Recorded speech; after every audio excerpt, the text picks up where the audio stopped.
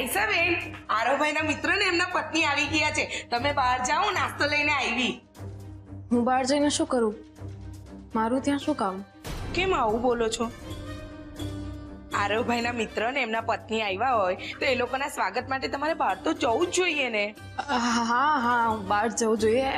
હું એમ કહેતી હતી કે અહીંયા બધું કામ બાકી છે ને, તો હું બહાર જઈને શું કરું?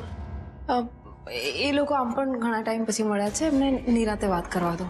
ની તમે બહાર જાઓ, હું અહીંયા બધું કામ કરી લેવા. હે, ઊભા શું છો?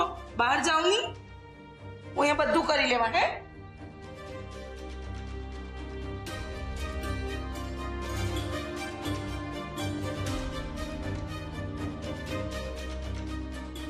હા આયશાબેન એવું કેમ બોલ્યા કે મારું બાર હું કામ?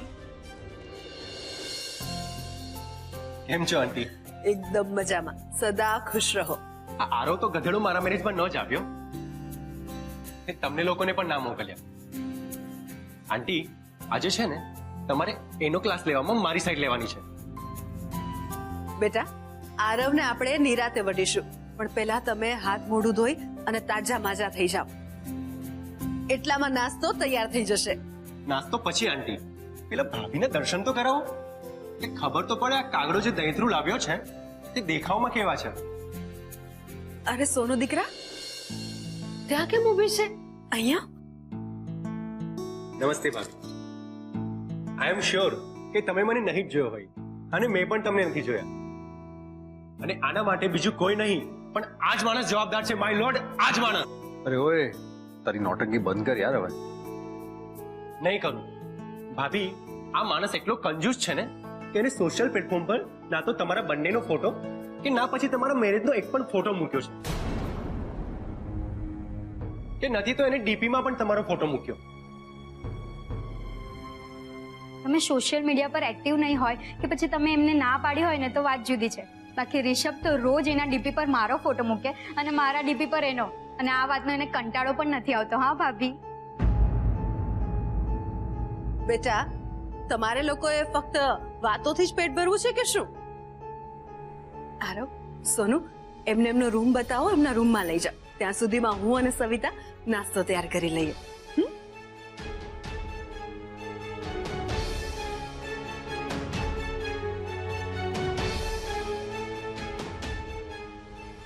આવો. અરે હું લઉં છું.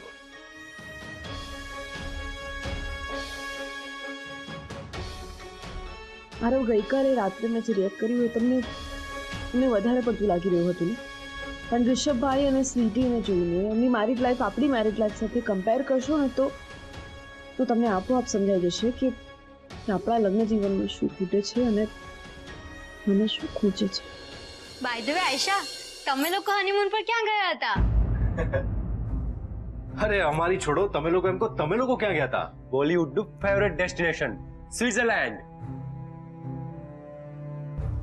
હવે આરવભાઈ, તમે એમ નહીં પૂછતા કે અમે ત્યાં ફોટોસ પાડ્યા કે નહીં, કારણ કે અમે ત્યાં દરેક મોમેન્ટના દરેક સ્પોટ ઉપર માત્ર ને માત્ર ફોટોસ જ પાડ્યા છે અને વિડીયોઝ પણ બનાવ્યા છે. આરવ, તને તો ખબર છે ને કે મને એક્ટિંગનો કેટલો શોખ છે. અરે શોખ નહીં, ગાંડો શોખ. આયશા, તું માને નહીં, મને બરફમાં સિફોનની સાડી પહેરાવીને ડાન્સ કરાવ્યો હતો. બોલ. અને બીજા બધા કપલ્સને તો ફ્રીનું જ એન્ટરટેનમેન્ટ મળી ગયું હતું. તો વોટ યાર, અમુક લોકો તો બીજાની વાઈફ સાથે રોમેન્સ કરતા હોય છે અને આપણે તો આપણી વાઈફ સાથે રોમેન્સ કરવાનો છે. પણ ખોટું શું છે યાર?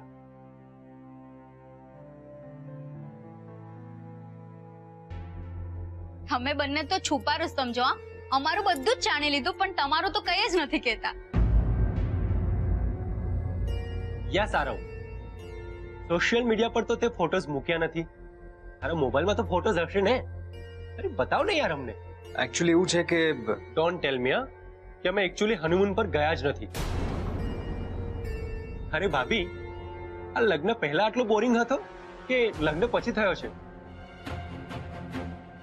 તમને ખબર છે ભાભી, આમ કોલેજ ટાઈમે છે ને એટલો ઉત્સાહી હતો ભાઈ, શું કહું તમને. અરે આ લોકોની તો હોબી જ હોય છે કામના અને ઓફિસના બહાના કાઢીને આપણને અવોઇડ કરવાનું. પણ આપણે એટલું બધું નહીં ચલાવી લેવાનું. અમને લોકોને ખબર પડી ગઈ છે કે તમે લોકોએ રોમાન્સ કરવામાં પીએચડી કરી છે, એટલે